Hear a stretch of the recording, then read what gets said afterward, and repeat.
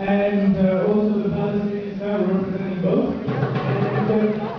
And right now we're going to do the draw for the three prizes that we have up for grabs. The first prize is a shisha. The second prize is some products from the Dead Sea. And the third prize is hot dog, two hot, which is what I'm wearing right now.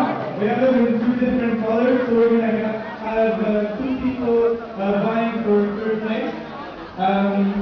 Noor is going to do the draw right now. So for third place, one of the hot dogs is Ibrahim. His ID number is A732397.